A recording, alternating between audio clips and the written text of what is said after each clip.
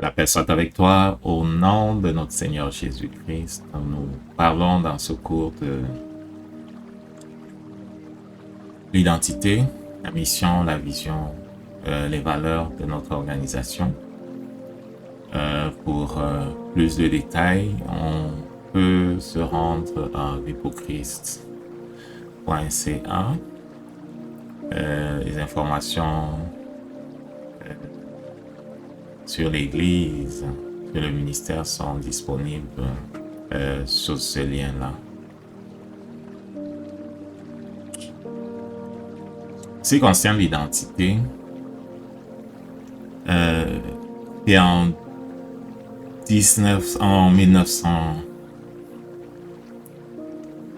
2012 à Montréal que l'église Vipochrist est créée. On est à la fin d'une période, comment dire ça, d'instance, prière et même de formation, parce qu'en 2010, je m'en vais au centre de formation biblique Réma pour 2 années de formation. Centre de formation biblique Réma de Québec qui ouvrait à Montréal en 2010. Donc, je m'inscris pour 2 années de formation. À la fin de cette formation, ayant parlé avec mon pasteur Pierre Cyr de l'Assemblée à Bonne Nouvelle, je suis comme libéré. Et 3e dimanche du mois d'août, en 2012, nous commencions à notre salon la première rencontre de ce qui allait être comme plus tard ce que nous connaissons comme ce ministère-là.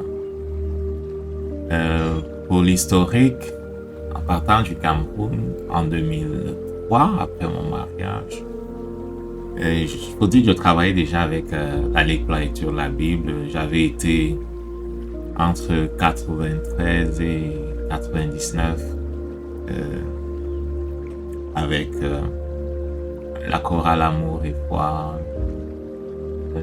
J'avais travaillé à l'Aumône protestante universitaire. J'avais quitté l'église catholique et je m'étais fait recevoir à l'église évangélique de Loncat. Et en commençant l'université en 93, j'ai commencé à servir dans la chorale Amour et Foi. Le Seigneur avait mis dans mon cœur le désir de m'impliquer. J'ai toujours été impliqué. L'implication remonte au lendemain de la bénédiction du mariage de mon père à Marois, au Cameroun, lorsque en 78, on versait de l'eau sur ma tête dans le cadre du sacrement du baptême. Vous voyez, je remonte assez loin. Quand j'avais 7 ans, j'ai commencé 7 ans, 8 ans, 9 ans. Rapidement, j'ai commencé à servir dans l'église comme garçon de messe. C'était à Funangué, à Marois, l'église catholique. J'ai toujours été impliqué. Donc, ayant toujours été impliqué, au secondaire, en classe de 4e, par le truchement d'un de mes camarades qui partageait un document qui s'appelle le lien de prière, je me rendais compte que les chrétiens avaient une autre expérience que je ne connaissais pas. Je voyais des témoignages dans ce document qui s'appelle le lien de prière, document de témoignage. Et on était en classe de 4e, donc 4e ça doit être la 3e secondaire ici, là, dans le système canadien. Et quelque part vers la classe de première, c'est au collège, si je veux faire la comparaison avec le système canadien, c'est le collège ici, là, ok. Je lisais La paix avec Dieu de Billy Graham que mon père avait acheté. Et je me rendais compte que le salut était personnel. Donc, ayant fait la démarche pour m'engager personnellement vis-à-vis du Seigneur, plus tard, après mon baccalauréat, toujours dans le système francophone, là, au Cameroun, 92, je me suis déplacé au Nigeria. J'ai habité dans proche d'un campus d'un séminaire adventiste. J'ai fréquenté les samedis ce séminaire adventiste. J'ai étudié la Bible avec eux. J'ai habité avec quelqu'un qui fréquentait à cette école. Donc, Mes croyances ont été comme challengées. Moi qui étais légionnaire de Marie, moi qui étais super engagé dans ma paroisse à Djamboutou, à Garoua, mes croyances ont été solidement challengées. Et quand je reviens de là, 7 mois, 8 mois plus tard, ayant décidé de m'inscrire à Yaoundé, parce qu'il y avait une réforme universitaire qui transformait comme l'université au Cameroun. Donc j'avais abandonné le projet d'aller à Polytechnique de Mina au Nigeria, surtout que l'instabilité politique au Nigeria ne permettait pas, sur le plan sécuritaire, comment dire ça, les conditions sécuritaires d'un tel projet n'étant pas réunies. Donc je me rabats au Cameroun. Et donc me voilà donc à l'université à la Chorale Amour et Foi. Et servant dans ce cadre-là, le Seigneur continue de me pousser, continue de m'attirer à lui. Donc, j'ai été à l'aumônerie protestante universitaire. J'ai appris à continuer d'apprendre à connaître le Seigneur. Plus tard, j'ai servi avec la Ligue pour la lecture de la Bible. Et dans le cadre d'un cours que j'ai fait avec Jeunesse en Mission, des cours de l'étude de la Bible inductive avec Frère Mathurin, j'ai donc pendant qu'on étudiait le livre d'Esdras et de Néhémie, j'ai vraiment vu l'importance des fondements. Le Saint-Esprit m'a parlé à travers ce livre de l'importance des fondements.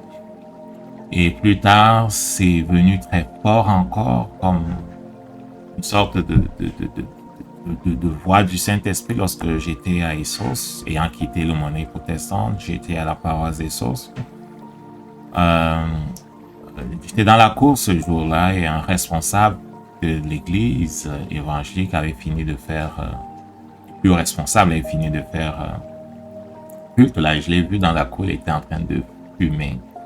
Quelqu'un dira que qu'est-ce que c'est que fumer? Mais je peux te dire que pour moi qui avais grandi dans un cadre où on recherchait la sanctification et on recherchait vraiment à servir le Seigneur, j'étais abasourdi pendant que j'étais étonné de ce que j'avais comme obstacle devant moi. Et j'entends le Saint-Esprit dire, j'ai voulu changer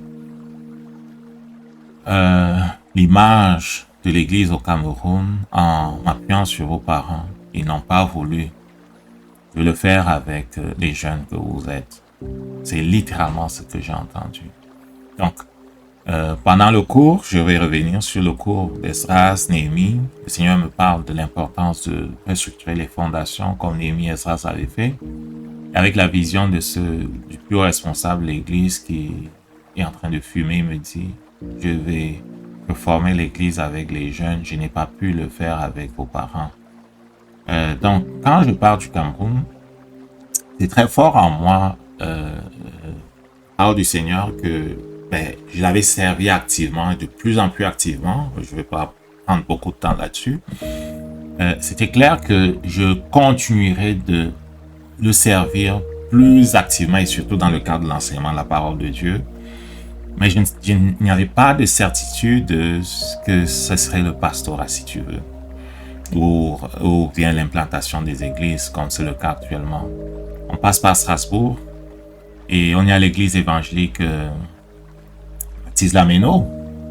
Et pendant qu'on y est, le Seigneur continue de nous pousser vers la recherche de plus de vérité. Il nous a toujours poussé à rechercher, à nous aligner sur sa parole, rechercher premièrement le royaume et la justice de Dieu. Toutes choses seront données par-dessus tout. Voilà un verset avec lequel il me parlait continuellement. Mon fils, recherche premièrement le royaume et la justice de Dieu. Et soin de bâtir ta petite maison, ton petit foyer sur le fondement de la justice. Règle certaines questions maintenant et ne laisse pas à tes enfants. Règle-les maintenant. Et donc, les questions de l'immersion dans le Saint-Esprit, l'immersion dans l'eau, la capacité pour le chrétien de marcher dans la puissance du Saint-Esprit, les dons spirituels et toutes les autres choses. Il me parlait de cela. Et donc, pendant qu'on est à Strasbourg, on est immergé dans les eaux, on reçoit le baptême dans le Saint-Esprit. Quand on arrive à Montréal, on s'implique avec le pasteur Pierre. Et pendant 7 ans, nous avons travaillé avec le pasteur Pierre dans le cadre du conseil d'administration, dans le cadre de l'enseignement de la parole, l'étude biblique. On a animé l'étude biblique dans le cadre de l'animation À un moment donné même d'une chambre de guérison, c'était lundi soir, les gens venaient pour la prière de guérison et de délivrance. Donc, on s'est toujours impliqué. Donc, à un moment donné, voyant que la parole qu'on avait reçue du Seigneur était en train d'arriver comme à son terme, parce qu'il y avait comme une fenêtre de 7 ans entre 2003 où on part du Cameroun et 2010 où cette école-là vient s'implanter à Montréal, et on s'inscrit. Et quand on finit de s'inscrire, on fait le cours. Et pendant qu'on était en train de faire le cours sur l'implantation des églises, justement, j'ai passé sous silence toutes les visions et les rêves que le Seigneur me donnait pour me pousser justement à m'inscrire, pour me pousser à comprendre dans quelle direction je devais aller. J'ai compris pendant ce cours-là un certain nombre de choses que je vais exposer ici. Pardon pour l'introduction un peu longue, mais c'était un peu pour qu'on voit comment la main du Seigneur nous conduit depuis notre tendre enfance. Il est vraiment le Dieu qui nous a connus avant la fondation du monde et qui cherche des voies et moyens pour nous amener à notre place. Et c'est le vœu, le désir de mon cœur que tous ceux qui nous rejoignent puissent, pendant qu'ils marchent avec nous, voir enfin la chose que le Seigneur a depuis toujours voulu leur faire voir. Il nous a créés pour qu'on vive avec lui. Il nous a créés pour qu'on serve dans un certain aspect du ministère de Christ. Et il veut nous faire connaître quel est vraiment notre appel. Créé en 2012 à Montréal, l'Église Épocriste est comme une église de la fin des temps. Elle est fondée sur Jésus-Christ et sur sa parole. Nous croyons vraiment que les temps sont terminés. On est dans ce qu'on peut appeler les injury time. On est dans des temps de prolongation. Le Seigneur Jésus a donné un peu plus de temps au monde afin que plusieurs se convertissent et aussi à l'Église afin qu'elle se sanctifie et soit prête. C'est une Église qui est militante. Elle est tournée vers un monde qui se meurt. C'est un lieu où on forme des disciples et j'aime bien le concept de la production des disciples. C'est un centre d'opération qui vise à transformer les vies, les villes, les nations. C'est une place où on développe des leaders chrétiens et on pense vraiment que chaque personne a un appel et que l'Église est le lieu où on le pousse à découvrir cet appel et à entrer dans son appel. Au sujet de notre mission, notre raison d'être, pourquoi nous existons, nous existons pour collaborer avec le Saint-Esprit à la préparation de l'Église de Jésus-Christ aux années de tribulation qui sont à la porte et à l'enlèvement. Le monde va se mettre à détester l'Église de Jésus-Christ. Le monde va se donner de nouveaux maîtres. Le monde va se donner comme une nouvelle voie, une nouvelle religion. Et le monde va exclure ceux qui voudront continuer de s'attacher à l'enseignement de Jésus-Christ. Dans l'esprit d'Esdras et de Néhémie, nous rebâtissons les murs et les portes.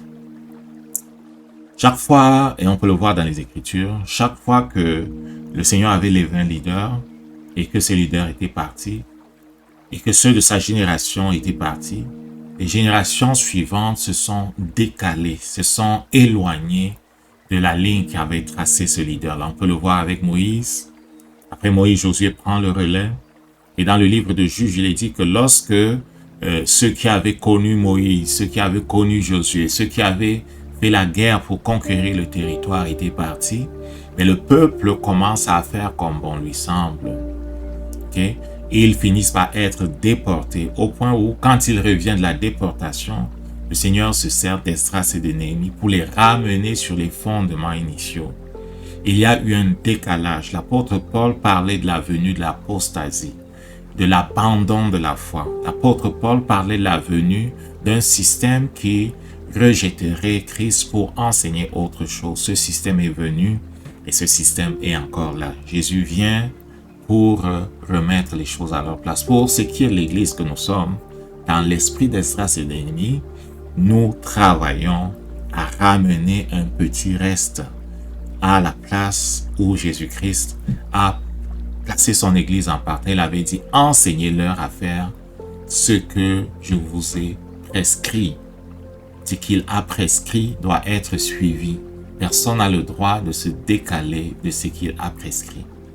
La recherche de la justice est la recherche des choses qu'il a prescrites pour les mettre en pratique. Il n'y a pas de force en dehors de la position qui s'aligne sur le ciel. Dans l'esprit de Jérémie, nous ramenons le cœur des enfants vers leur Père. Nous ramenons le cœur des enfants vers le Père. Ça, c'est une expression qui parle de la repentance. Donc, il y a vraiment dans notre enseignement un fort attachement à la repentance, au retour à ce qu'il a prescrit, à ce qu'il a indiqué. Okay? L'abandon des voies de l'homme. Ce n'est pas l'homme lorsqu'il marche de conduire, c'est Dieu qui doit conduire l'homme. Okay? Donc, Dieu a parlé de l'importance du modèle qui descend du ciel. Okay? Le modèle qui descend du ciel, c'est vraiment cette idée c'est la même idée du tabernacle qui est montré à Moïse. Il dit, aie soin de construire selon le modèle que je t'ai montré sur la montagne. Exode au chapitre 25, verset 40, et puis le verset aussi 9. Donc, il était attaché au ciel. La justice de Dieu, c'est la terre qui suit le ciel. Lorsque la terre suit le ciel, Dieu aimant ce qui ressemble au ciel viendra. La présence de Dieu va suivre ce qui est à l'image du ciel. On n'a pas compris encore l'importance de la justice. Il n'y a pas de puissance en dehors de la justice. C'est l'alignement sur le modèle du ciel qui attire la présence de Dieu. Donc, tout ce que Jésus a prescrit doit être enseigné avec patience, amour, pour remplir pleinement le mandat qui a été confié à l'Église. Ce qui est de notre priorité s'articule autour des axes suivants. La connaissance de Dieu comme notre Père et le fait de vivre dans sa présence. Favoriser l'accroissement du gouvernement de Christ sur la terre. Et là, on est vraiment proche on n'est pas proche, ça vient de Isaïe au chapitre 9. Un enfant nous est né, un fils nous est donné, on proclame son nom, ok? Le gouvernement est sur son épaule. Donc, le but de l'Église, c'est vraiment de travailler à ce que le règne de Dieu vienne, ok? Le règne de Dieu vient. La pierre que Daniel avait vue dans la vision s'est détachée sans l'aide d'aucune personne et a frappé la base de la statue, s'est transformée en une grande montagne qui a rempli la terre. C'est l'effet de cette montagne qui remplit la terre là qu'il est question. L'accroissement du gouvernement de notre Seigneur Jésus-Christ, son règne qui vient sur la terre. Produire des disciples imprégnés de la mentalité du royaume et passionnés pour le Seigneur. La patience est un feu. Il y a un feu dans ceux et celles qui ont vu le Seigneur. Il y a un feu dans ceux et celles qui s'alignent sur sa parole. Le fait de s'aligner sur sa parole, et que sa présence venant nous met en feu. Amen. Nous pousse à désirer davantage, tu comprends?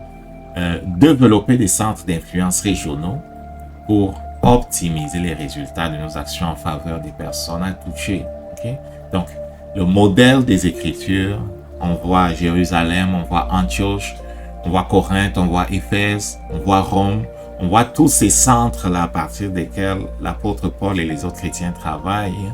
Et ils ont fait un travail extraordinaire parce que justement, le travail était organisé de cette façon-là, c'était structuré. Il y avait des centres apostoliques et puis à partir des centres apostoliques, on faisait un certain nombre de missions régionales.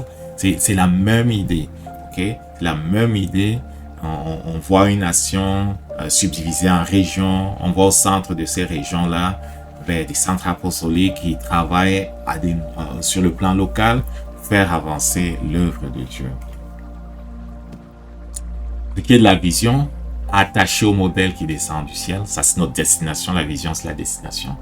Attaché au modèle qui descend du ciel, nous voulons être un des meilleurs centres de production des disciples de la fin des temps. Ils sont nombreux, ceux et celles que le Seigneur appelle dans cette œuvre qui est comme importante, proche du cœur de notre Dieu, qui prépare la venue de notre Seigneur Jésus-Christ. Donc on veut vraiment remplir de la façon la plus complète possible notre mandat. Donc, et nous réjouir de ce que les autres qui sont appelés dans le même ordre que nous, remplissent le leur. Donc, on veut être un des meilleurs centres de production d'ici de la fin des temps. Et les moyens à mettre en œuvre, c'est vraiment la prédication de la parole, dans la puissance du Saint-Esprit. La restauration de l'évangile du royaume, l'équipement des chrétiens afin qu'ils marchent chaque jour de façon naturelle dans la victoire de la croix. Il y a quelque chose que le Saint-Esprit me rappelle encore et encore.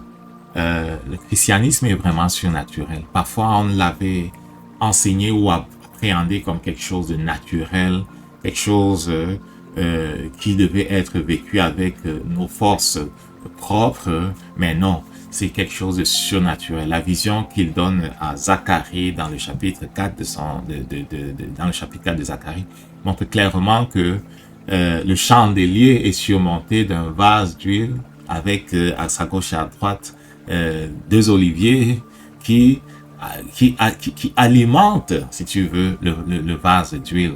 Le vase d'huile en question représente la vie du Saint-Esprit. Le Saint-Esprit lui-même alimente les flammes du chandelier. Donc, à la différence de ce que l'on voit dans le tabernacle de Moïse, c'est vraiment le Saint-Esprit qui a l'œuvre. Il avait dit justement à Zacharie, en fait, il le disait à Zorobabel, que ce ne serait pas par la force, ce ne serait pas par la puissance, mais ce serait par le Saint-Esprit. Donc, la vie chrétienne est surnaturelle.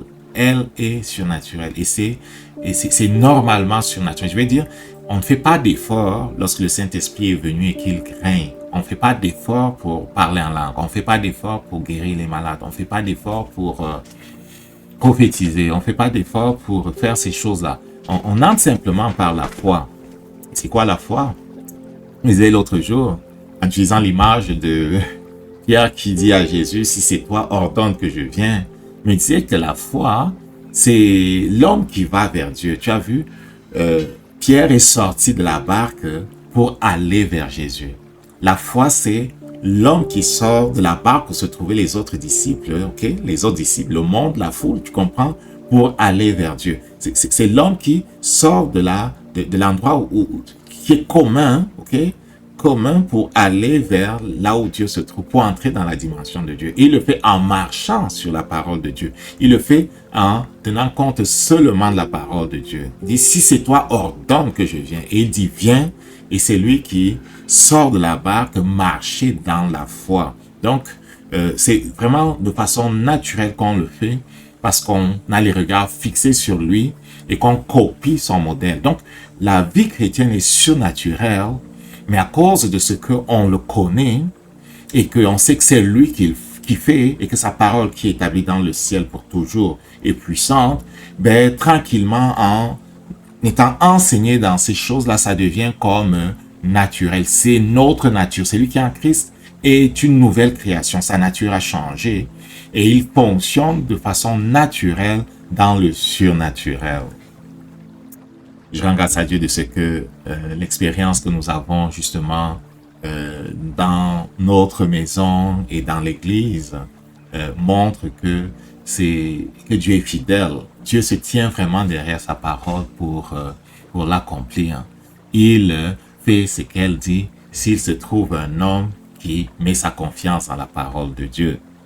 Donc, nous voulons user de tous les moyens de communication pour amener le message de l'Évangile aux non-croyants, l'Internet, la radio, la télévision, tous les moyens de communication, la radio, les livres et les pamphlets, tout ce qui est possible de faire pour communiquer la parole de Dieu, nous voulons l'utiliser. Même les événements publics, okay? Nous le ferons à travers les églises qui sont implantées dans toutes les places où les portes seront ouvertes. Pour l'heure, il a ouvert au Cameroun, à Yaoundé, à Douala, et on a à cœur de voir l'œuvre se poursuivre dans d'autres places, se ranimer dans d'autres places.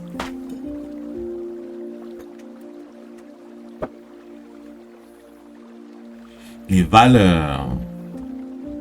Il nous a parlé de 4 choses importantes. Les valeurs, c'est quoi? Les valeurs sont comme des principes qui sous-tendent la pensée et l'action d'une organisation, d'une personne. Les valeurs sont importantes parce qu'elles définissent ce qu'on appelle la culture. La culture est super importante parce que c'est ce qui permet à une organisation de fonctionner comme un seul homme. Okay? Donc, Pour les valeurs, la première, c'est manifester le cœur du Père. Notre Dieu est miséricordieux, il est compatissant, il est amour, il ne désire pas la mort du pécheur, il l'accueille et lui montre la croix. Nous voulons, dans nos interactions avec autrui, dans nos interactions entre nous et avec ceux qui viennent, manifester cette miséricorde, cette compassion, cet amour, cet accueil-là. Okay? Nous sommes différents. Dieu a créé hommes et femmes. Ils sont différents. Nous devons pouvoir accepter la différence de l'autre, autant qu'elle n'est pas comme opposée, comment dire, la parole. Et quand bien même les serrer, on doit avoir la même patience que le Seigneur a avec nous, qui sommes en train d'être transformés. Donc, il y a vraiment la miséricorde, la compassion, l'amour et l'accueil qui sont importantes. Centrer sur la parole de Dieu, c'est la deuxième valeur. Pour nous, la parole de Dieu ne peut pas être transigée. Les traditions des hommes, les coutumes, tout ce qu'ils ont fait ne peuvent pas remplacer ce que Jésus-Christ a prescrit. Il disait, où est l'honneur qui me revient? Si je suis Dieu, pourquoi est-ce que dans votre façon d'agir, vous ne montrez pas que je suis Dieu? Il disait ça, tu comprends, d'une autre façon, je les paraphrase. Et Jésus disait, pourquoi m'appelez-vous Seigneur, Seigneur, si vous ne faites pas ce que je dis? Okay? Pour nous, la parole de Dieu est vraiment le fondement de sa justice. La justice, c'est l'état de ce qui suit la ligne que trace la parole de Dieu. Donc, c'est lui qui s'écarte la parole de Dieu, mais travaille contre ses propres intérêts. Parce que c'est la parole de Dieu qui établit ce qui ressemble au ciel. Dieu aime ce qui ressemble au ciel. On ne peut pas avoir toute la présence de Dieu si on méprise sa parole. Sa présence suit ce qui ressemble au ciel. C'est pour ça que lorsque Moïse finit de construire les choses et les place dans l'état où le Seigneur avait voulu, il vient et remplit le tabernacle de sa présence. Il vient et remplit le tabernacle de sa présence. Tu peux le voir dans Exode au chapitre 40. Il vient et remplit le tabernacle de sa présence. Une autre valeur super importante, c'est le fait d'accueillir et de faire grandir ceux qu'il nous envoie. L'environnement que nous avons doit être accueillant. On doit donner la possibilité aux personnes de servir et donc de grandir. Et écoute, ils ne sont pas parfaits au début, ils ont le droit de commettre des erreurs, mais on les accompagne et on s'assure que ils découvrent quel est leur appel et puis qu'ils développent ce qu'il faut comme talent, capacité pour grandir dans le cadre de cet appel. Personne de nous n'est grand, on se développe, on grandit, on apprend en faisant et c'est correct de commettre des erreurs, pour autant que l'on est prêt à questionner où on est tombé pour savoir comment mieux faire la prochaine fois. Donc, on veut vraiment offrir ce cadre-là, où cet encadrement-là où les gens peuvent servir et se développer dans le cadre de ce que le Seigneur leur a fait connaître comme étant leur appel. Bien sûr, lorsqu'il appelle quelqu'un, les autres aussi confirmeront que celui-là est appelé vraiment dans cette dimension-là. Au sujet de l'appel, les autres vont voir que l'on a cet appel. Le Seigneur va confirmer. Il ne va jamais appeler quelqu'un sans que les autres n'aient comme, des éléments qui leur permettent d'éprouver et de confirmer qu'une telle personne est vraiment, installée par le Seigneur dans une telle position. Que ce soit évangéliste, que ce soit prophète, que ce soit intercesseur, chantre, il y a différentes positions dans l'Église de Jésus-Christ. Lorsqu'on est appelé, les fruits qu'on porte montreront qu'il y a vraiment cet appel sur notre vie et on travaillera à faire en sorte que les personnes se développent dans le cadre du chemin que le Seigneur a tracé devant eux. Dernière valeur super importante, c'est la primauté du Saint-Esprit. Cela veut dire que l'Église de Jésus-Christ n'est pas la propriété d'un homme, mais du Saint-Esprit. Le Saint-Esprit est celui à qui Jésus-Christ a confié son Église. Et donc, on doit s'assurer que le Saint-Esprit reste le premier qu'il est vraiment celui qui conduit l'Église de Jésus-Christ et non pas la volonté simple d'un homme. Un concept super important que je voudrais partager avec toi, c'est celui de l'Église école. Cela nous tient vraiment à cœur. Le Seigneur nous a parlé fortement de ce que, comme on l'a vu à Éphèse, à Antioche, à Corinthe et à Jérusalem, l'Église est vraiment le lieu où le chrétien doit être développé, doit être encadré pour devenir celui que le Seigneur l'appelle à être. L'Église est supposée d'être un centre de formation, supposée d'être une école. Il doit se passer continuellement dans l'Église un certain nombre de choses qui font que les petits et les grands sont en train d'être transformés, développés. Amen. Donc, le Saint-Esprit est bien sûr celui qui est à la tête de tout. C'est lui qui inspire. C'est lui qui connaît quel est le mandat spécifique de l'Église. Et pour nous, nous avons compris, avec plusieurs autres ministères, nous sommes appelés à préparer l'Église de Jésus-Christ à l'enlèvement et nous ramenons les uns et les autres sur les enseignements fondamentaux de notre Seigneur Jésus-Christ. Il y a un certain nombre de choses que nous avons découvertes jusque-là, que nous avons mis dans le cadre d'une vidéo que nous avons intitulée les systèmes et l'accomplissement de la vision. Je t'encourage à aller l'écouter, le système et l'accomplissement de la vision. Un certain nombre de choses que nous répétons continuellement et que nous améliorons aussi et appelé donc système. C'est ça qui fait de nos églises des écoles. Et nous avons à cœur de faire en sorte que ce système-là soit repris dans toutes les places où nous implanterons des églises. Donc, le Saint-Esprit est le numéro 1, c'est lui qui conduit toutes choses. La parole et la prière sont vraiment au cœur de ce que nous faisons. Tu vas voir dans Actes au chapitre 2, il est dit à partir du verset 42, « Ils persévéraient, en parlant des premiers chrétiens, ils persévéraient dans l'enseignement des apôtres, dans la communion fraternelle, dans la fraction du pain, dans la prière, de la crainte s'emparait de chacun, et ils faisaient beaucoup de prodiges, de miracles par les apôtres. Tous ceux qui croyaient étaient dans un même lieu et avaient tout en commun. » Verset 45, ils vendaient toutes leurs propriétés, leurs biens.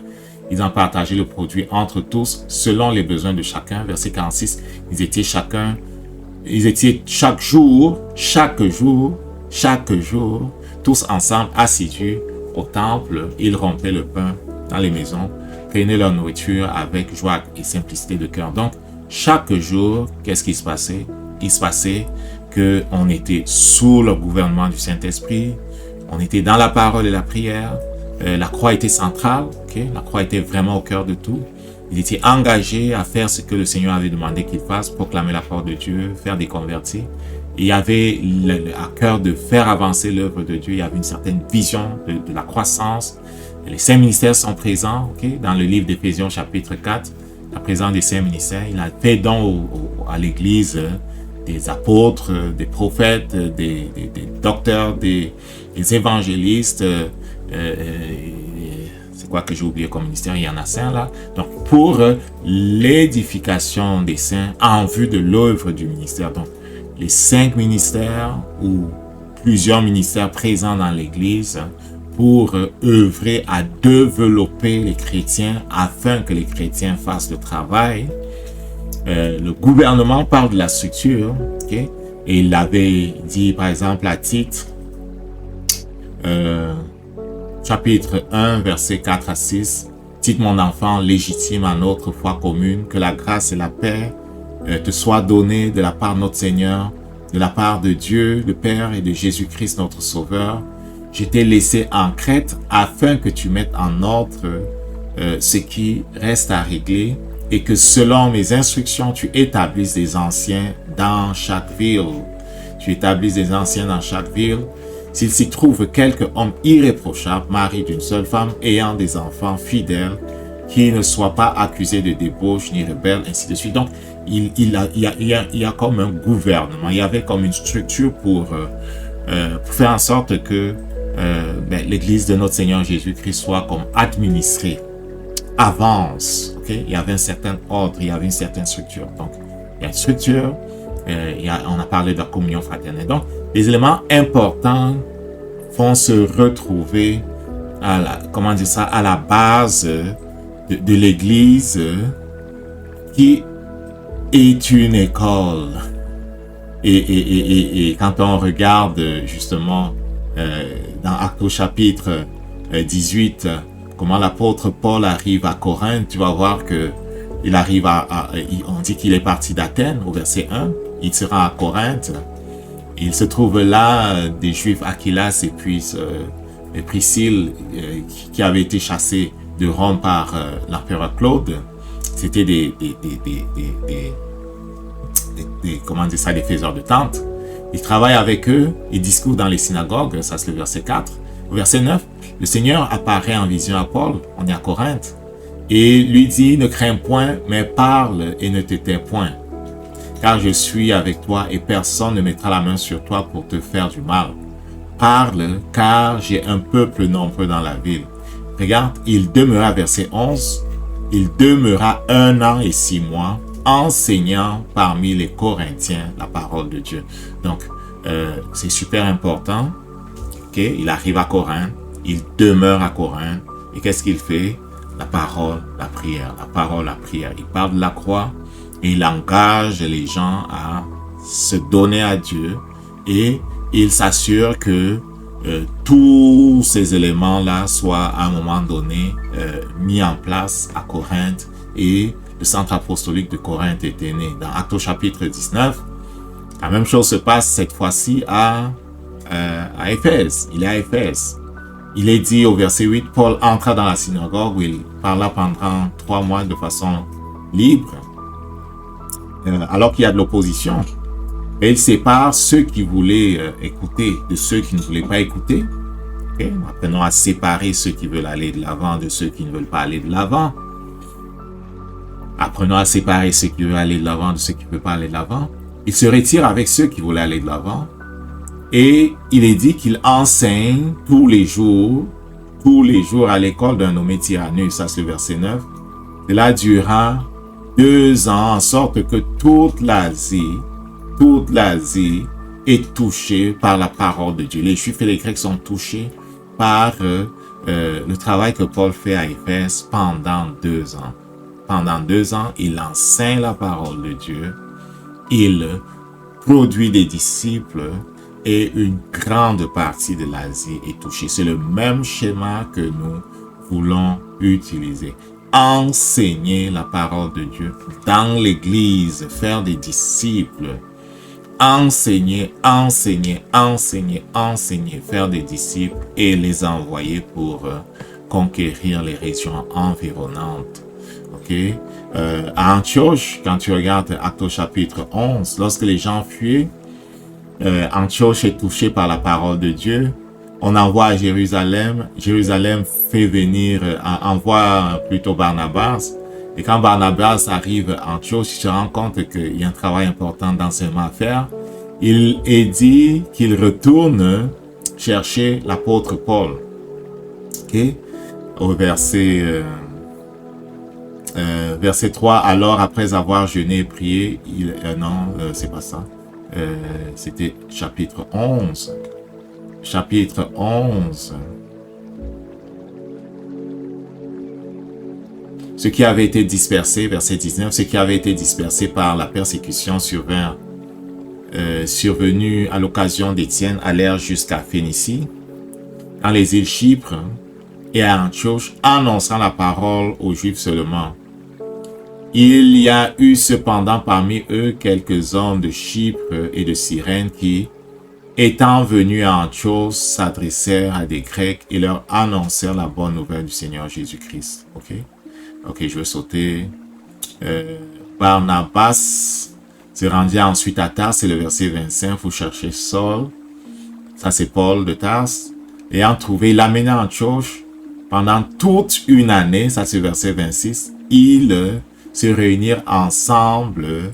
Ils se réunirent aux assemblées de l'Église et ils enseignèrent beaucoup de personnes. Regarde, toute une année, ils enseignent plusieurs personnes. Et ce fut en Antioche que pour la première fois, on donne à ceux qui suivent Jésus-Christ le nom de chrétiens. Tu vas voir dans Actes au chapitre 13 qu'à Antioche, il y avait des prophètes, il y avait des docteurs, on les appelle, il y avait Barnabas, Simeon de Niger, Lucius de Cyrène, Manahem, il y avait différents ministères qui étaient en train de servir le Seigneur et le Saint-Esprit parle pour envoyer Paul en mission. Donc, c'est vraiment dans le cadre d'une église qui fonctionne de cette façon-là que le Saint-Esprit travaille. Donc, le concept de l'église école, quelque chose qui est proche de notre cœur, c'est dans le cadre de l'église que nous devons tout mettre en œuvre pour former des intercesseurs, pour former des prophètes, pour former des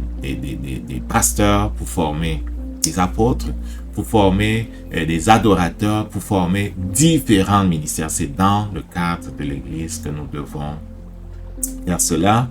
Et l'Église, ayant la capacité de se développer, va ainsi grandir et occuper de plus en plus de place dans la région.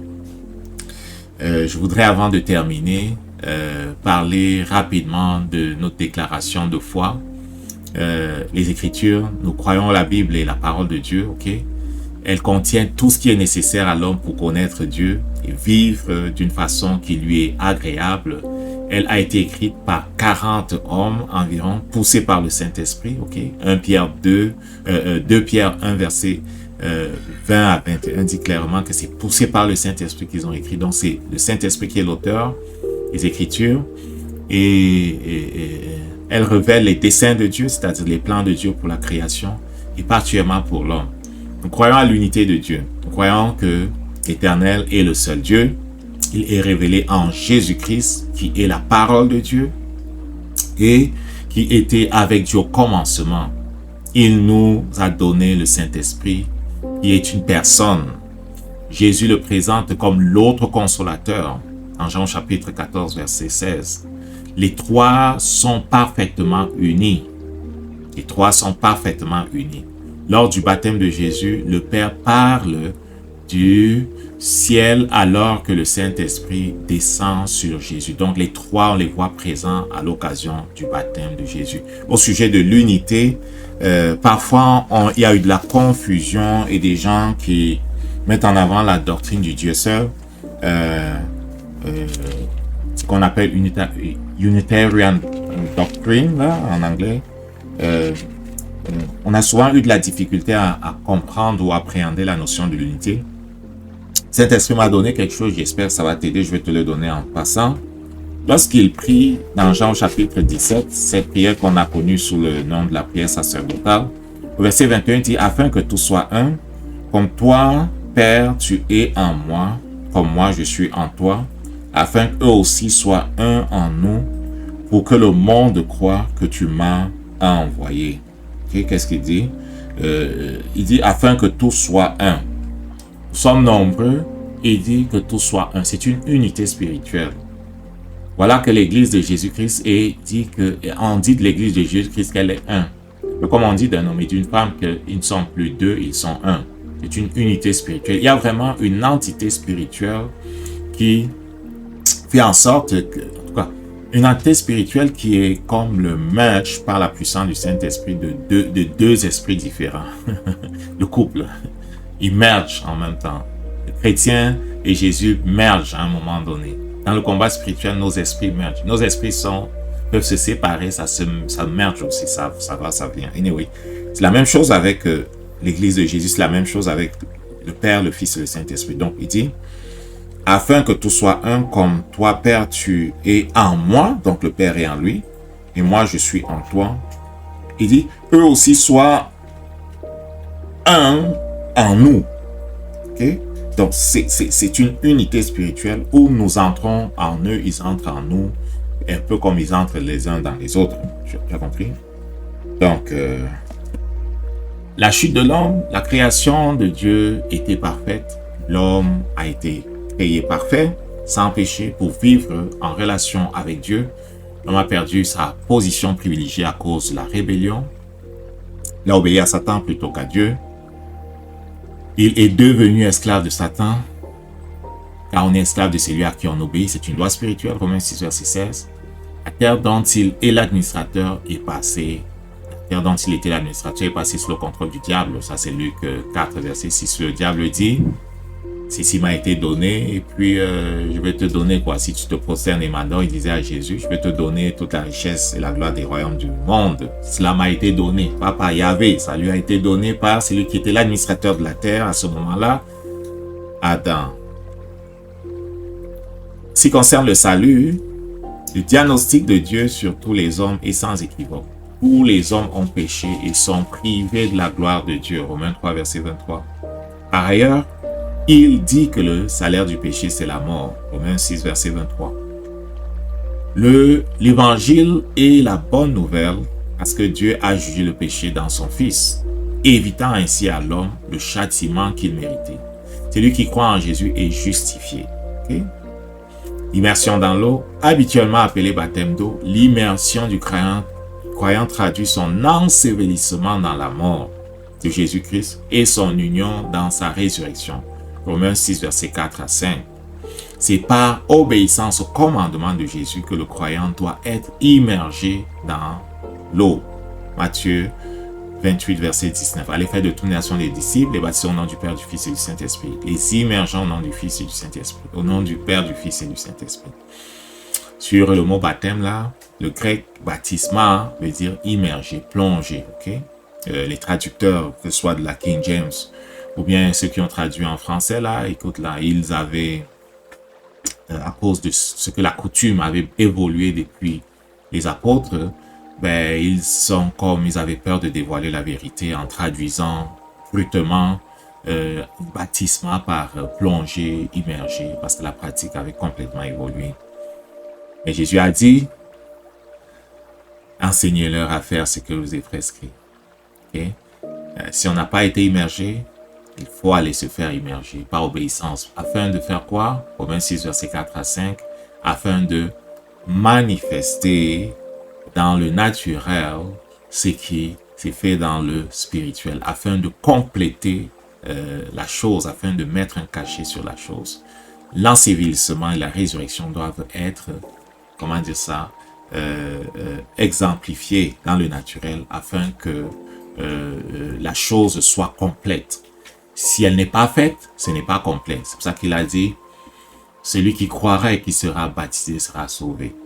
Donc, c'est vraiment besoin de le faire pour que la justice de Dieu soit accomplie, pour s'aligner sur le ciel. La prédication de la croix inclut la proclamation de la repentance et puis les immersions. Okay? Dans Actes au chapitre 2, versets 37 à 38. Que ferons-nous, mon frère? Il dit, repentez-vous, soyez immergés au nom de Jésus-Christ pour le pardon de vos péchés. Il dit, vous recevrez le don du Saint-Esprit, car la promesse est pour vous, pour ceux qui sont au loin, ensuite grand nombre que Dieu les appellera. Et puis, dans le chapitre 8, quand Étienne prêche la parole au ministre, la reine d'Éthiopie, et qu'il rencontre l'eau, il dit, voici l'eau. Qu'est-ce qui empêche que je sois immergé? C'est parce que dans la prédication de Philippe, il y avait une forte référence à l'immersion dans l'eau pour ceux qui croient, que ce ministre de la reine Candace, de Candace dit, voici l'eau, qu'est-ce qui empêche que je sois immergé? Quelle fut la réponse de Philippe? Tu vas la voir dans la fin du chapitre 8, il dit, si tu crois, c'est possible. Et qu'est-ce qu'il répond, le ministre? Il répond, je crois que Jésus-Christ est le Fils de Dieu. Ils descendent dans l'eau, dans l'eau, c'est probablement une rivière, okay? Et il est immergé, après on dit qu'il ressorte de l'eau. Donc, il fallait qu'il y ait à cet endroit-là beaucoup d'eau. Okay? Tu vas le voir dans Jean au chapitre 3, il dit que les disciples de Jésus baptisés, dans un certain endroit qu'on appelait, je ne sais plus, c'était Éniem, il y avait beaucoup d'eau à cet endroit-là. Okay? Immersion dans le Saint-Esprit. C'est la promesse faite au Père pour tous ceux qui croiraient en Jésus. Acte 1, verset 4 à 5, ça en est le jour où Jésus-Christ monte au ciel. Il rappelle à ceux-là que ne quittez pas Jérusalem, attendez ce que le Père a promis. Le Saint-Esprit vient pour rendre le nouveau converti capable de vivre la vie de Dieu. C'est une chose de naître de nouveau, c'en est une autre de marcher comme fils de Dieu. Okay? Le Saint-Esprit nous rend capable de marcher comme fils de Dieu. Le Saint-Esprit fait couler dans le sein du chrétien des fleuves d'eau vive. Jean 7, verset 38 à 39. Jésus avait dit, celui qui croit, vienne et boive. Okay? Les fleuves d'eau vive couleront dans le sein de celui-là. Okay? C'est celui qui a soif, vienne et boive. Celui qui a soif, vienne et boive. Okay? Et il est dit qu'il parlait du Saint-Esprit, qui n'avait pas encore été donné parce que Jésus-Christ n'avait pas encore été glorifié. Ainsi de suite, tu vas trouver tout le texte dans Jean chapitre 7. Donc, les langues sont le premier signe de ce qu'on a été immergé dans le Saint-Esprit. Actes au chapitre 10, versets 44 à 46, ceux qui sont venus avec Pierre pour prêcher à Césarée, là où se trouvait ce centurion-là. Écoute là, c'est en entendant les autres parler en d'autres langues qu'il dit, oh, ils ont reçu comme nous aussi le don du Saint-Esprit. Et l'apôtre Pierre de pose la question, puisqu'il en est ainsi, pourquoi leur refuser l'immersion dans l'eau, n'est-ce pas? La sainteté, la position de quelqu'un ou de quelque chose qui est mis à part, sacré, consacré, qui n'est pas d'un usage commun, qui n'est pas profane. C'est un des attributs de Dieu, une exigence pour ceux qui lui appartiennent. Lévitique au chapitre 20, verset 26, 1 Pierre 1, verset 15 à 16. Dieu sanctifie l'homme par Jésus-Christ, okay? Par la vérité de sa parole, par le sang de Jésus, par le Saint-Esprit. Donc, plusieurs moyens sont utilisés par notre Dieu pour nous mettre à part, pour nous laver, pour nous sanctifier, pour nous amener dans cette position où on est,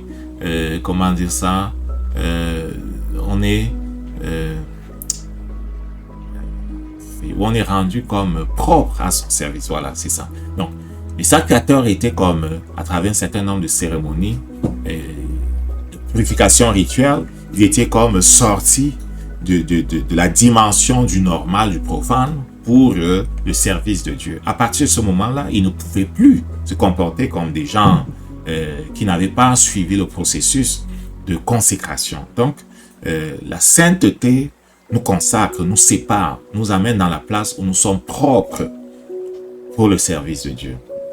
La guérison divine. L'Éternel est celui qui nous guérit. Exode 15, verset 26. La puissance de la guérison est dans sa parole. Psaume 107, verset 20. Il envoie la parole et guérit, tu comprends? C'est à la croix que la délivrance totale de l'homme a été accomplie.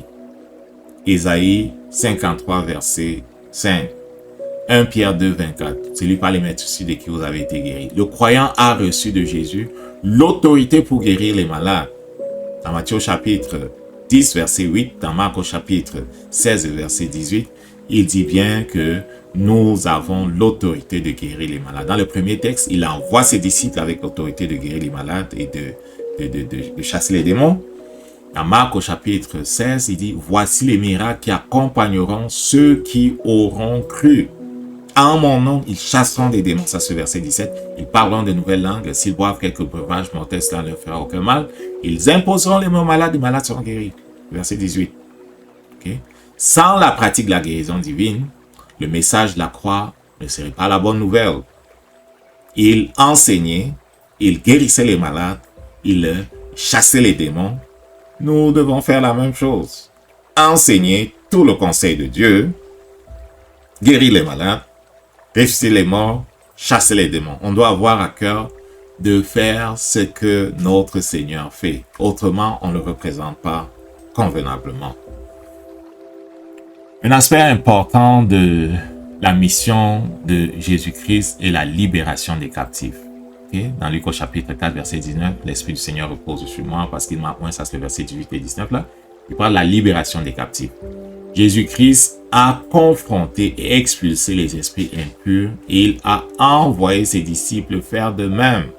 Dans Matthieu chapitre 10 encore, verset 1, Luc au chapitre 6, verset 18. Le croyant suivant l'exemple de Jésus a l'autorité pour confronter et expulser les esprits impurs. On a autorité sur les démons. Lorsque nous parlons, c'est Dieu lui-même qui vient faire son travail. Il a besoin de nous pour parler. C'est lui qui va faire.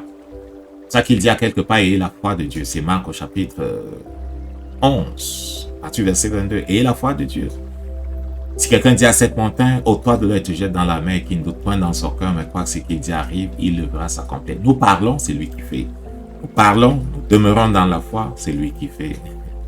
Que ce soit pour la délivrance, pour la guérison, nous parlons, c'est lui qui fait. Dieu est bon.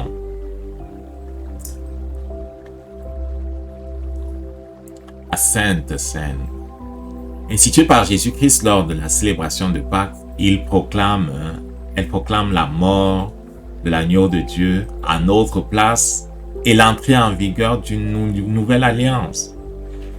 Il leur a dit, la dernière fois où il mangeait la Pâque avec eux, que le sang, scellait la nouvelle alliance.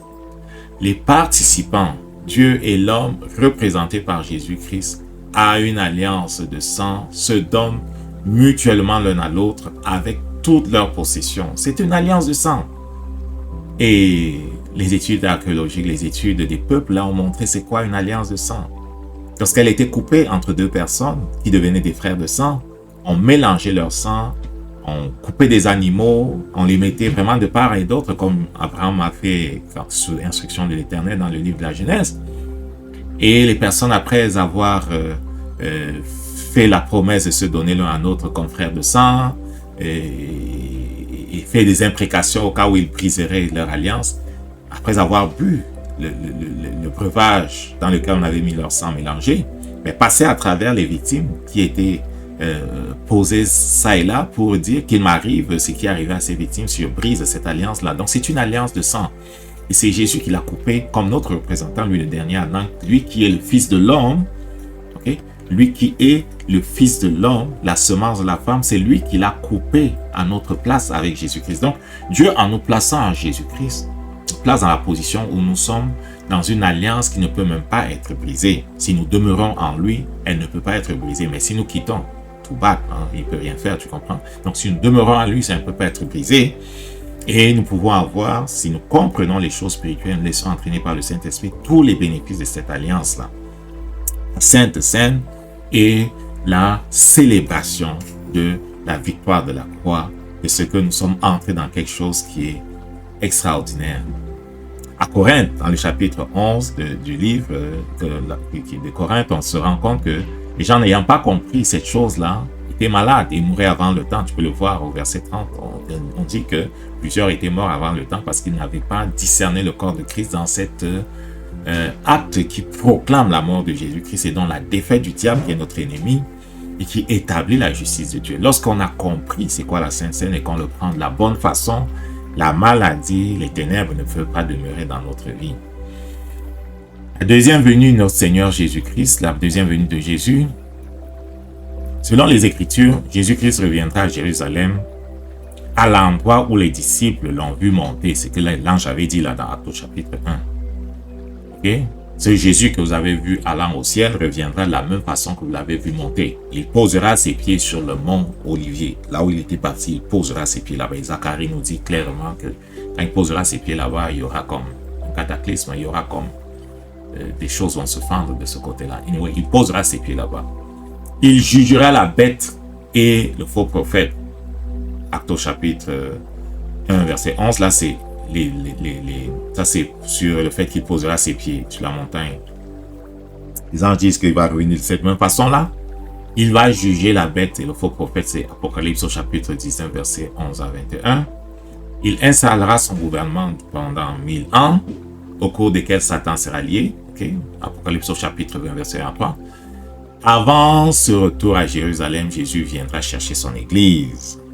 La rencontre aura lieu dans les airs. 1 Thessaloniciens au chapitre 4, versets 16 à 17. Et j'ai eu, comment dire ça, la joie, ou c'est pas trop là, de voir dans une sorte de vision, oui, dans une vision, l'enlèvement de l'église. Jésus-Christ venait sur des nuées, il y a plus de 20 ans là. J'étais à Yaoundé. Ses disciples, pas ses disciples, les anges étaient avec lui, ils étaient vêtus de blanc, et il décollait de la terre des gens qui étaient en blanc, qui montaient à sa rencontre. Moi, de mon côté, là, je courais pour entrer dans les maisons pour appeler les gens à se convertir. Et j'étais tout en larmes en entrant, en courant, parce que je me rendais compte qu'il était tard. Quand je me réveille de cette vision-là, j'étais en larmes dans le naturel aussi. J'ai compris qu'il était vraiment urgent de mettre en priorité la proclamation de la parole de Dieu et l'appel des gens à se convertir, à se mettre en ordre parce que l'enlèvement de l'Église n'est pas loin. Donc, Jésus-Christ reviendra selon les Écritures. Il emportera son Église selon les Écritures. Les noces de l'agneau auront lieu dans le ciel pour un certain nombre d'années. Certains parlent de 7 selon les Écritures. Et il reviendra selon les Écritures à Jérusalem, Actes au chapitre 1, verset 11, Apocalypse au chapitre 19, verset 11 et 21 pour relier le faux prophète et puis l'Antéchrist, pas pour les jeter dans le lac et des dents de feu, et pour lier Lucifer. Et son gouvernement pendant 1000 ans va se passer. Et à la suite de ça, on peut le voir avec Apocalypse aussi. Lorsque Satan est libéré, il continuera à faire le fou. On va le prendre aussi et le mettre dans le lac de feu, et les temps de feu et de soufre. Et il y aura le jugement éternel justement qui va arriver. Donc le châtiment éternel qui va arriver. Donc le châtiment éternel, c'est un terrible sort qui attend Satan et ceux qui l'ont suivi dans sa rébellion contre l'autorité de Dieu. La Bible parle de l'étang de feu et de soufre, Apocalypse au chapitre 19, verset 20, chapitre 20, verset 10 à 15. Tous les hommes qui auront rejeté la grâce de Dieu manifestée à la croix dans la mort de Jésus seront précipités dans ce lieu de tourment éternel. L'étang de feu et de soufre, ce n'est pas la place où les gens vont quand ils partent de la terre, là, actuellement. Okay? Il est donné au nombre de mourir une fois après quoi vient le jugement, Hébreux 9, verset 27, là. Écoute, ils descendent dans une place qui est juste une place de transition. Apparemment, cette place-là n'est pas drôle. Il y a du feu là-bas, c'est pas très intéressant. Mais cette place-là, c'est pas le lac encore. C'est pas encore le lac et comment dire ça, c'est pas encore les temps de feu et de soufre. C'est un lieu de transition. Et les Écritures nous disent que donc les frères vont passer devant le trône blanc de notre Seigneur. Et quand ils passeront devant le trône blanc de notre Seigneur, ben on les mettra au-dessus du diable. Dans les temps de feu et de soufre, ce que les Écritures enseignent, c'est ce que nous croyons, c'est ce que nous enseignons. Une autre chose que les Écritures enseignent, c'est la dîme. C'est un moyen simple et pratique, scripturaire, de donner à Dieu l'honneur qui lui est dû.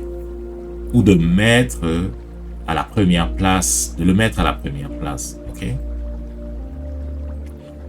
Dieu, comment dire ça? Un moyen simple, pratique et scripturel de donner à Dieu l'honneur qui lui est dû, ou de le mettre à la première place. C'est environ, ok là, écoute là, dans l'ancienne alliance c'était 10%. Ça montait mais au-delà de 10%. Les dîmes, il y avait les dîmes, on ne parlait pas juste de la dîme, il y avait les dîmes, là ça montait carrément aux alentours de 30%. Il faut dire que c'est en dehors de la loi. Quelques-uns ont voulu, et on va voir sur YouTube là toutes sortes d'enseignements, sur Facebook, des gens qui disent qu'ils se sont repentis de donner la dîme, nanana, parce que c'était comme mal enseigné dans l'église où ils étaient de toute façon. Ça a été mal enseigné. Je suis sûr qu'il y a plusieurs qui enseignent mal, non seulement sur la dîme, mais sur les offrandes. Aussi, de cesser de faire avec la mauvaise intention ou la compréhension de la chose, oui c'est ce qu'il faut faire, mais de dire je cesse totalement plutôt que je corrige la raison pour laquelle je le fais, n'est pas ce qu'il faut faire. Qu'est-ce que je suis en train de dire? Je suis en train de dire que la dîme est à l'extérieur de la loi. Ça ne fait pas partie de la loi. Quand on lit les Écritures, on se rend compte, surtout avec Genèse au chapitre 4, que le Seigneur a enseigné à l'homme comment créer les conditions légalement, juridiquement légales pour que l'homme intervienne dans la vie de Dieu intervienne dans la vie de l'homme. En Genèse au chapitre 4, on voit Caïn et son frère là qui sont en train d'offrir des sacrifices. Ok? Pourquoi? Parce que le Seigneur leur avait montré comment faire pour que Dieu vienne. Donc on leur avait appris le principe super important, le mystère super important des autels, des sacrifices et des alliances. Ces principes super importants, ok, j'ai ouvert une parenthèse là, super important, des autels, des sacrifices et des alliances, est repris dans la loi de Moïse. C'est repris dans la loi de Moïse. Et bien que nous soyons dans le ministère de Jésus-Christ, ce mystère-là continue d'être fonctionnel. Sauf que comme Jésus-Christ a offert son sang dans le ciel, l'autel avec lequel nous travaillons n'est plus sur la terre, il est dans le ciel. C'est pour ça qu'on dit qu'on est une race de rois prêtres. Donc, le mystère des autels, des sacrifices et des offrandes n'a pas cessé. Mais on n'offre plus les animaux. On s'offre nous-mêmes comme un sacrifice vivant. Nous offrons la louange, nous offrons l'adoration, nous offrons la prière, l'intercession. Mais nous offrons et nous travaillons auprès d'un autel. Okay? Il est dans le ciel cette fois-là. C'est la même chose avec cette affaire de dîme là. C'est à l'extérieur de la loi de Moïse. En Genèse au chapitre 14, tu vois Abraham qui offre la dîme à celui qui est présenté dans ce chapitre-là comme quelqu'un qui était le roi de Salem et qui s'appelait Melchisédek. Il est le roi de Salem, Jérusalem, et il s'appelle Melchisédek, roi de justice. Le livre d'Hébreux reprend très bien, disant que celui-là était la représentation de Jésus lui-même. Donc c'est à l'extérieur de la loi, c'est repris dans la loi, et dans le livre d'Hébreux, on dit qu'il y a une distinction qu'il faut qu'on comprenne entre la loi de Moïse ou plutôt entre le sacerdoce araonique et celui de Jésus-Christ qui est selon l'ordre de Melchisédek. Dans le chapitre 7, je vais te montrer, chapitre 7, verset 8, tu vas voir, le chapitre 7, verset 8, il est dit que ici, dans la place où c'était Aaron qui prenait prenait les dîmes, les offrandes et toutes les choses, ici, là, c'est le sacerdoce araonique. Ceux qui levaient la dîme étaient des hommes, mais on dit, mais là, dans le sacerdoce dans lequel nous sommes, dans l'alliance dans laquelle nous sommes, dans le nouvel ordre dans lequel nous sommes, c'est celui dont il est attesté qu'il vit à jamais. C'est Jésus qui prend la dîme, il est notre souverain sacrificateur. Donc, c'est par honneur à notre souverain sacrificateur que nous payons la dîme. On ne veut pas le rejeter comme notre souverain sacrificateur. On veut lui donner l'honneur qui lui est dû. Et la vérité, écoute, lui nous dit que la terre et tout ce qu'elle contient lui appartient. Et il dit ailleurs qu'est-ce qu'on a, quelque chose qu'on n'a pas reçu de lui. Tu veux savoir? Il est le propriétaire de 100% de tout ce que nous avons. La vérité, Dieu nous amène dans une place où nous vivons la main ouverte et où il peut prendre et mettre à sa guise. La dîme, c'est juste un entraînement. Il y en a qui donnent à l'œuvre de Dieu 90% de leurs revenus là. Okay? Et je prie que Dieu nous amène dans la place où vraiment on donnera de plus en plus à son œuvre. Okay?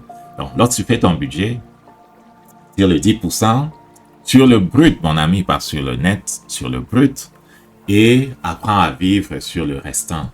Et tranquillement, avec le Saint-Esprit, laisse-toi amener dans la place où plus tard, tu donneras davantage. Ok? Saint-Esprit, c'est la troisième personne de la divinité. Il a pris dans l'Église la place qu'occupait Jésus-Christ auprès des disciples lorsqu'il exerçait son ministère terrestre. Le Saint-Esprit continue d'œuvrer l'œuvre qu'il a commencé à la Pentecôte, habilitant les croyants à vivre une vie pieuse et à continuer dans toutes les œuvres de Jésus-Christ. Je vais reprendre. La troisième personne de la divinité, il a pris la place. La troisième personne de la divinité, il a pris dans l'Église la place qu'occupait Jésus-Christ auprès des disciples lorsqu'il exerçait son ministère terrestre. Le Saint-Esprit continue l'œuvre qu'il a commencée à la Pentecôte, habilitant les croyants à vivre une vie pieuse et à continuer dans toutes les œuvres de Jésus.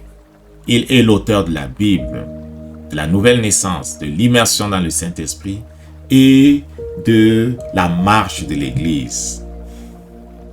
La repentance. Nous croyons qu'il est essentiel pour l'homme de se repentir du péché et de recevoir par la foi l'œuvre achevée de Jésus-Christ en le confessant comme son Seigneur par sa bouche et en croyant dans son cœur. et qui entraîne sa régénération par le Saint-Esprit. Okay?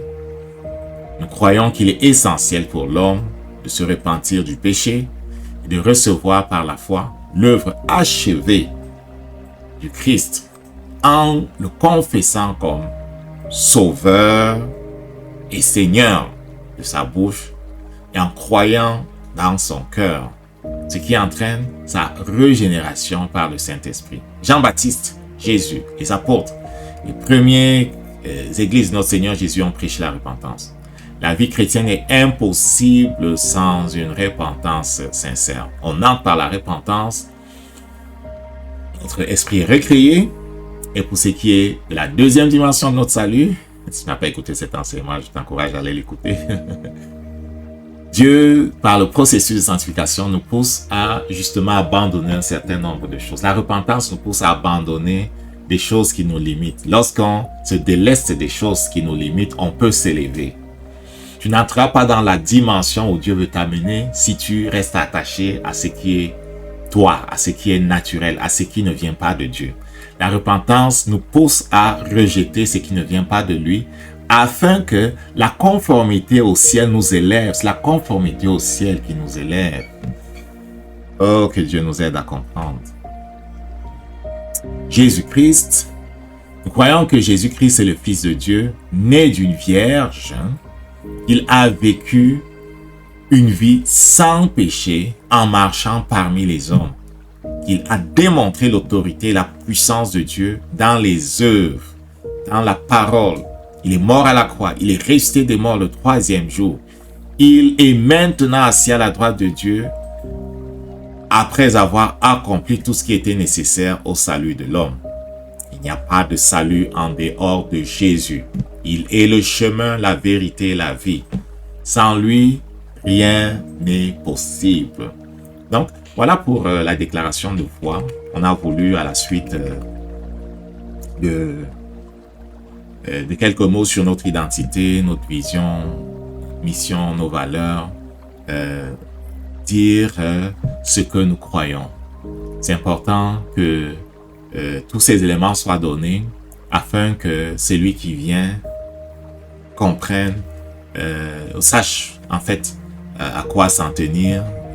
Si tu as des questions sur n'importe lequel de ces éléments-là, n'hésite pas de poser la question et que Dieu te fasse du bien. Au nom de Jésus.